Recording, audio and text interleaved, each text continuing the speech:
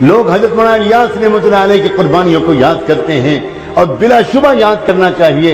لیکن میں اکثر کہا کرتا ہوں کہ عورتوں کا جسم جس طرح پردے میں رہتا ہے اسی طرح ہماری خواتین اسلام کی قربانیاں بھی اکثر پردے میں رہتی ہیں۔ یاد کرو وہ دن جب حضرت مولانا الیاس رحمۃ اللہ علیہ نے اپنی جائیداد، باغ، کھیت سب بھول کر چھوڑ کر دن رات دین کی محنت میں لگ گئے۔ ان کے لوگوں نے ان سے بہت کہا کہ آپ کے پاس بڑی جائیداد ہے، باغات ہیں، لوگوں نے قبضہ کر لیا ہے، تھوڑی توجہ کر دیجئے۔ فرمایا کرتے تھے کہ میں ایک منٹ بھی ان چیزوں کو میں ضائع کرنے کی اپنے اندر ہمت نہیں پاتا۔ اللہ مالک ہے، میں تو اب بس دین کے کام کروں گا، اللہ کرے گا میرے ساتھ جو معاملہ کرے گا، اللہ میری کمزوری کو جانتا ہے۔ پھر آنے لگے امتحان، پھر وہ وقت آیا کہ رمضان مبارک کے دن تھے، بنگلے والی مسجد میں مہمان تھے، دسترخوان سحری کے وقت میں بچھایا گیا، لیکن دسترخوان پر جانتے ہو کیا رکھا گیا؟ کھانے پینے کے لیے کوئی چیز نہیں تھی۔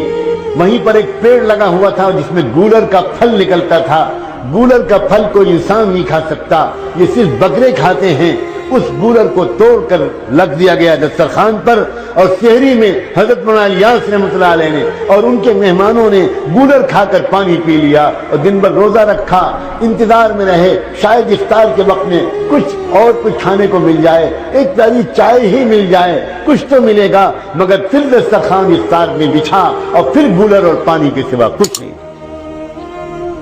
جب ایسے دن گزرنے لگے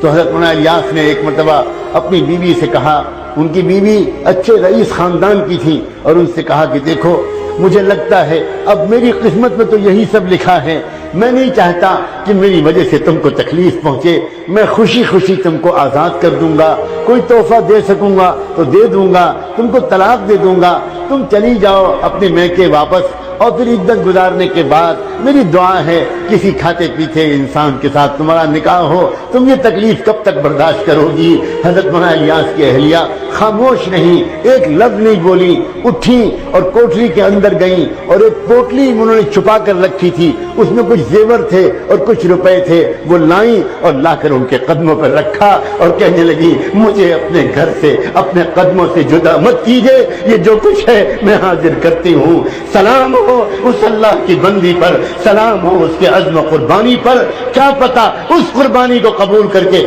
اللہ نے پورے دعوت والے کام کو قبول کیا۔ علماء کرام کیوں نہیں جانتے اور یاد رکھتے اس واقعے کو؟ وہ یاد کرتے ہیں حجت الاسلام حضرت مولانا پیر رحمۃ اللہ علیہ کو۔ اللہ اکبر، جب یہ نام آتا ہے میرا دل چاہتا ہے میں اللہ سے کہوں اللہ میرے خاندان کی عزت و ناموس کو ان کے قدموں پر قربان کرو۔ حضرت مولانا پیر معمولی شخصیت نہیں تھے، ان کی بیوی بھی ایک بہت بڑے رئیس گھرانے کی تھی۔ جب وہاں نکاح طے ہونے لگا تو حضرت مولانا پیر رحمۃ اللہ علیہ نے بار بار کہا اپنے گھر کے بزرگوں سے میرا رشتہ اس گھر میں مت کریں، وہ بہت کھاتا پیتا گھرانہ ہے، بڑے رئیس گھر کے لوگ ہیں، ان کی بیٹی میرے گھر میں آ کر کیسے چین سے رہے گی؟ میری زندگی تو فقر میں گزرنے والی ہے، اس کی بیٹی پر یہ ظلم مت کیجیے۔ مگر بیٹی کا والد یہ کہتا تھا میں اپنی بیٹی کا نکاح مولوی قاسم ہی سے کروں۔ نواب تھے وہ اپنے وقت کے، اور جانتے ہو پھر کیا ہوا؟ عورتوں سے کہہ رہا ہوں خاص طور پر یہ باتیں، نئی نویلی دلہن رخصت ہو کر آئی حضرت مانوتوی کی، باپ نے سر سے پیر تک کے لیے زیور بنوائے تھے،